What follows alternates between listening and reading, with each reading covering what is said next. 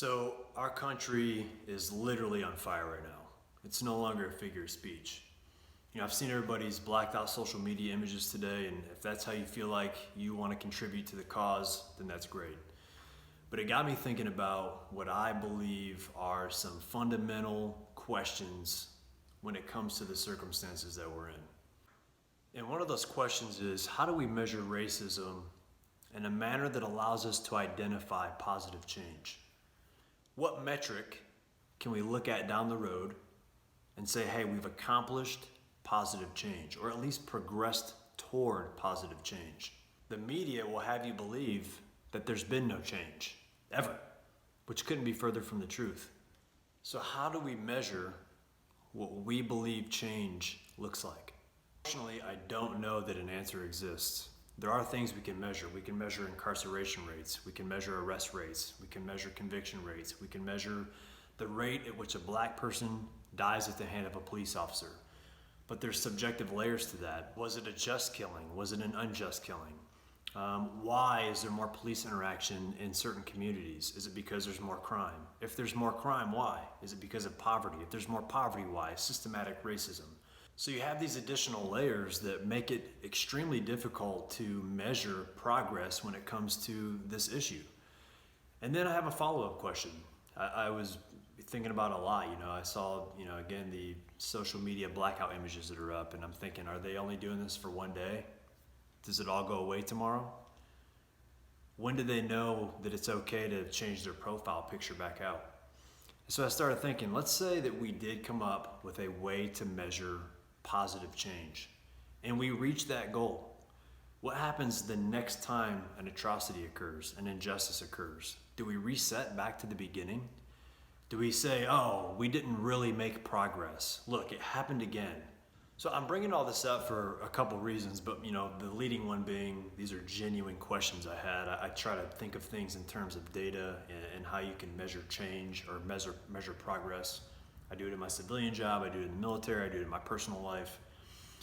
And so that was one of the questions, but I also started to think, the media, they thrive on us being divided.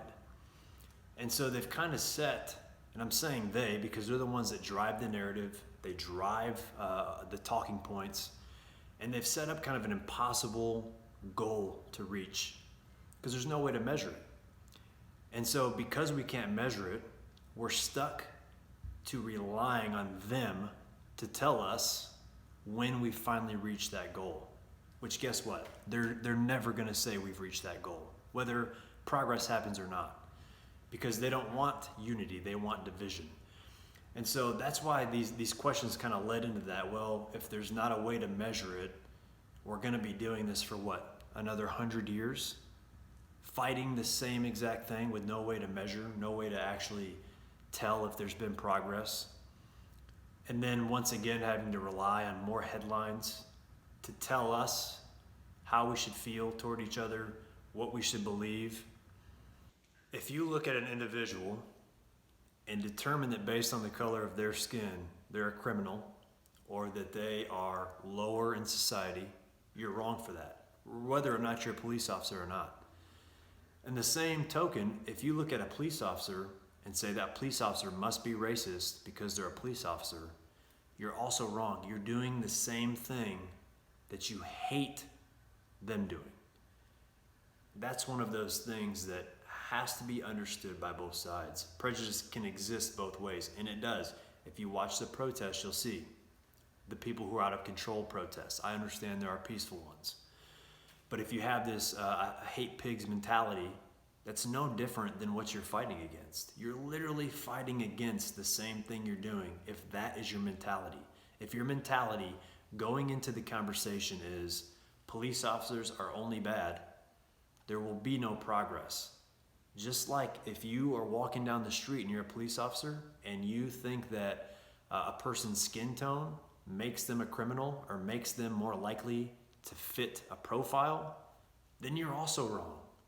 Until we understand that, and we understand that it's human beings on both sides, the police uniform doesn't make them a racist, the color of their skin doesn't make them a criminal, that has to be understood. It's a basic function of this conversation that until you can get past, the conversation can't even progress to the more important parts of it. The last thing I want to say is you got to get in touch and make contact with people that have different ideas than you, that have a different perspective. And there's going to be some uncomfortable conversations for some people. Some people don't care. I mean, I can have a conversation about uncomfortable topics. I kind of thrive in controversy. Many of you guys know that. But I think there's an important factor in being able to connect with people to give us a different perspective. And I try to do it a lot. It's not always easy to do on social media because you lose out on tone and you lose out on intent sometimes for how things are said. But I think that that's important. And I think that it's a serious part of taking a step forward is being able to do that on a smaller scale individually so that you can start making progress forward. Until we can do that, I think we're going to just be stuck running in this circle, stuck in this cycle of letting the media manipulate us into believing what we should believe, and into manipulating our emotions. If we rely on that to progress, we are going to fail for the next 1,000 years. It takes us stepping out of that, stepping into a real conversation with real people, talking to your neighbors, and working things out and learning to understand things at that level before you can make some national change. Hey, thanks for listening. I look forward to the comments below and hope we can progress this conversation and actually make things happen outside of posting a black image on social media.